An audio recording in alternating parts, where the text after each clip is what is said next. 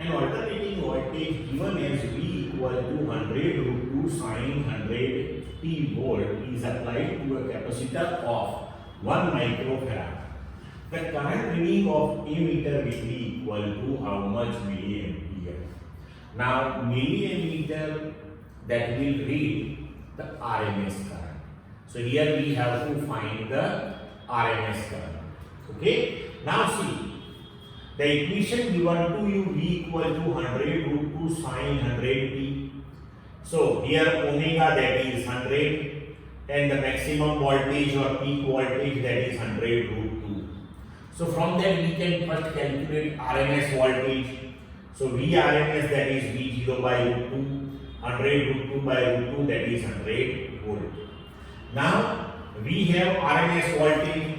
So RMS current that will be read by the ammeter, that is VRMS upon XC, because in the circuit only capacitor is there. XC that is 1 upon omega C. So we can write VRMS into omega C. Substitute the value of VRMS omega C 1 microfarad. So 1 into 10 raised to minus 6. You will get 10 raised to minus 2 ampere. So that 10 raised to minus 2 ampere that can be written as 10 raised to minus 3 ampere, and that is 10 milliampere. Okay. Now the distance of the closest approach of an alpha particle fired at a nucleus with kinetic energy K is R0. The distance of the closest approach when the alpha particle is fired at the same nucleus with kinetic energy 2K will be what? So when it reaches at the distance of closest approach, the kinetic energy that will be converted into potential energy. So initially suppose the distance of closest approach that is R0. So we can write the kinetic energy which is converted into potential energy. So K that is 1 upon 4 pi epsilon 0 Q1 Q2 upon R0. Now alpha particle is targeted with kinetic energy twice than the initial. Suppose in second case the distance of closest approach is R0 dash. So we can write 2K, the total kinetic energy. Now it is converted into potential. So 1 upon 4 pi epsilon 0 Q1 Q2 upon R0 dash. R0 dash, that is the new distance of closest approach. Now take the ratio of equation number 2 to equation number 1. So K cancel, 1 upon 4 pi epsilon 0 cancel, Q1 Q2 cancel. So finally when you solve it, you will get R0 dash that is equal to R0 by 2, means your answer that is B. Now question number 23. Number of spectral lines in hydrogen atom is. So theoretically we can say the number of spectral lines in any atom that is equal to infinite. Question 24. A radioactive element X disintegrates successively X to X1 by emitting beta minus, then X1 to X2 by emitting alpha particle, X2 to X3 again emitting beta minus, X3 to X4 again emitting alpha particle. If atomic number and atomic mass number of X are respectively 72 and 180, what are the corresponding value of X4? So when your X is converted into X4, 2 beta minus particle and 2 alpha particles are emitted. So here X which is Z72 A180 that is converted into X4 by emitting 2 alpha particle and 2 beta particle. So loss in atomic number that we can write. Now 72 that is initial atomic number. When 2 beta particles are emitted, so atomic number is increased by 2.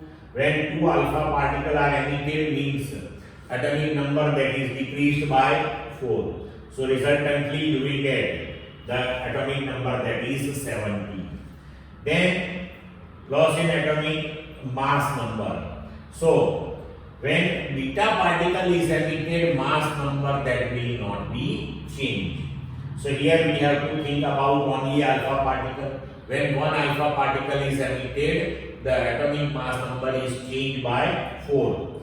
So here 2 alpha particles. So 180 minus 8, so 172. It implies that for this X4, the values of atomic number and atomic mass number are 70 and 172. So answer is D. Now question number 25.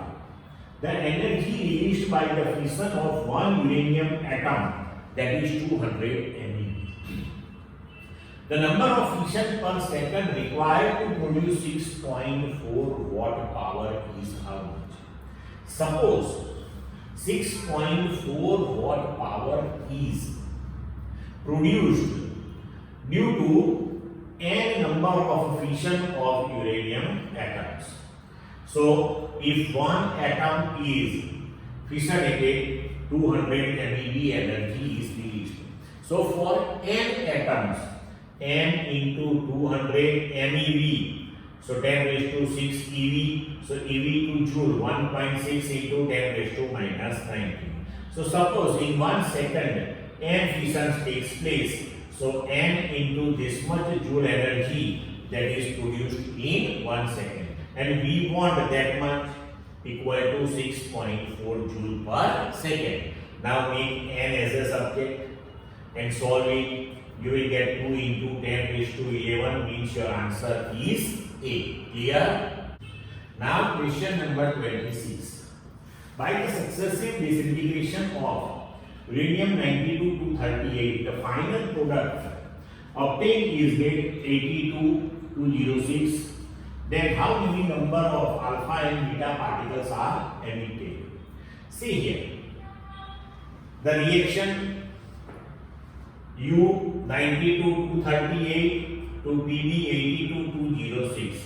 Suppose X number of alpha particle means 2He4 are emitted, and Y number of beta particles, so Y minus 1E0.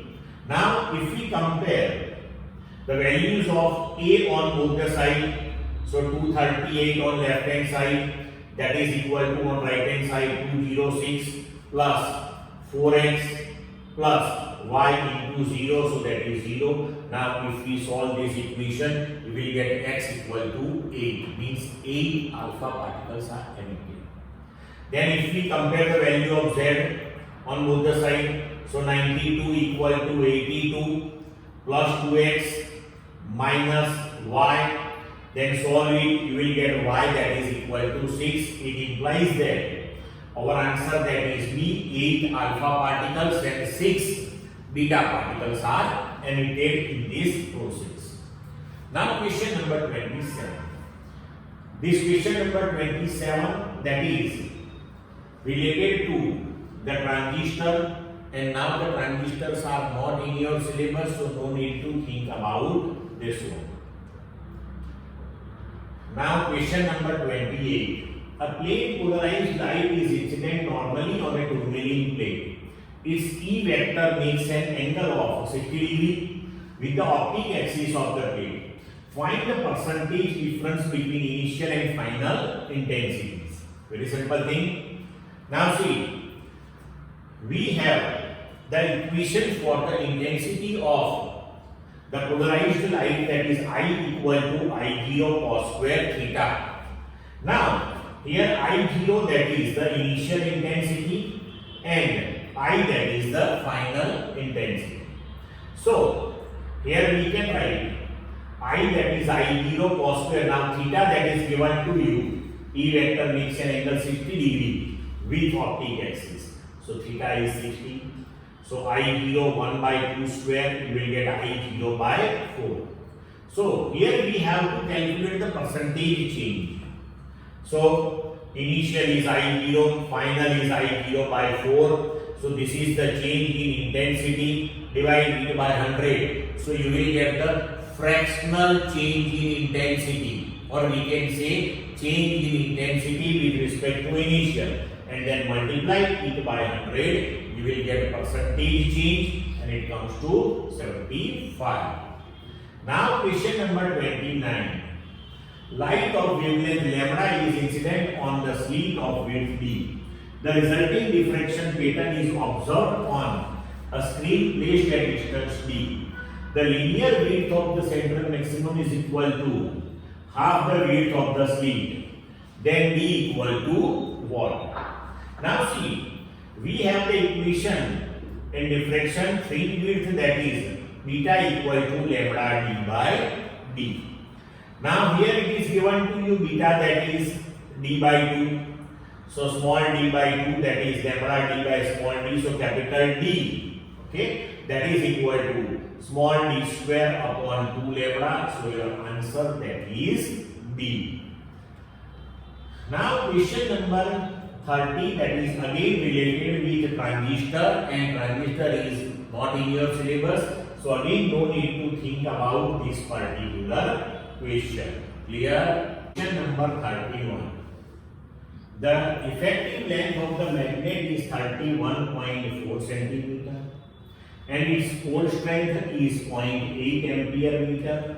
The magnetic moment, if it is bent in the form of a semicircle, is how much ampere meter square? Now magnetic moment, that is pole strength into distance between two poles.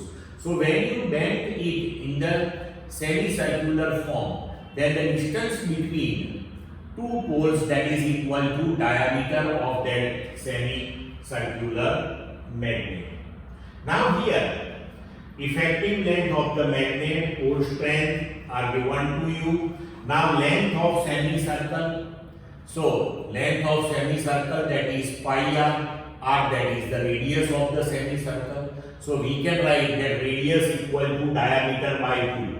And suppose length is L of the magnet. When it is bent, then we can say pi into d by 2, that is L. Now d, that is 12 upon pi. So substitute the values of L, length 31.4 centimeter, and pi, so centimeter, that you can convert in meter. Now if you solve it, you will get the answer, that is equal to 20 into 10 raised to minus 2. Then the magnetic moment, that is pole strength into distance between two poles. So pole strength m, distance between two poles, that is equal to diameter. So substitute the values m into diameter and you will get the answer. Don't write this one. Clear? Now question number 32. Equal currents are passing through two very long and straight parallel wires in the same direction. They will attract each other. In theory we studied this thing, so directly from the theory we can give the answer. 33. A voltmeter of a very high resistance is joined in the circuit as shown in the figure. The voltage shown by this voltmeter will be what? So to find out the voltage across a 6 ohm resistor here, first of all we have to find the current flowing through it. So what is the current constituted in the circuit? So to find out that, we have to find the equivalent resistance. So this 8 ohm parallel, that will give you the resultant, that is 4 ohm. 4 ohm and 6 ohm are in series. So equivalent resistance, that is 6 plus 8 into 8 upon 8 plus 8 means 6 plus 4, that is 10 ohm. So current drawn from the battery, that is I equal to V by R equivalent. So 10 by 10, 1 ampere. So this 1 ampere current will flow through this resistance 6 ohm. So the voltmeter reading, that will be V equal to IR. So I, that is 1 ampere, R, that is 6. So your answer, that is 6 volt. Now question number 34. A galvanometer of resistance 50 ohm is connected to a battery of 8 volt along with a resistance of 3950 ohm in series. A full scale deflection of 30 division is obtained in the galvanometer in this case. Now in order to reduce this deflection to 50 division, the resistance in series should be what? Now initial deflection is 30 division, you want now deflection that is 15 division. Means you want the deflection that is half than the initial. Means current in the circuit that you have to make half. So if you want to make current half, then you have to double the resistance. So initially the total resistance of the circuit, that is 50 plus 3950, that is 4000 ohm. Now to make current half, you have to make the total resistance of the circuit, that is double, so 8000. So resistance in series, see 50 ohm, that is resistance of galvanometer. So in series with it, you have to connect 8000 minus 50, that is 7950 ohm. So your answer, that is D. Now question number 35. At a place on Earth, the vertical component of Earth's magnetic field is √3 times its horizontal component. The angle of dip at this place is what? Now we have the relationship for angle of dip, that is tan delta equal to dV by pH, the ratio of the vertical component to horizontal component. But it is given to you. Now vertical component, that is √3 times horizontal. So dV equal to √3 dH.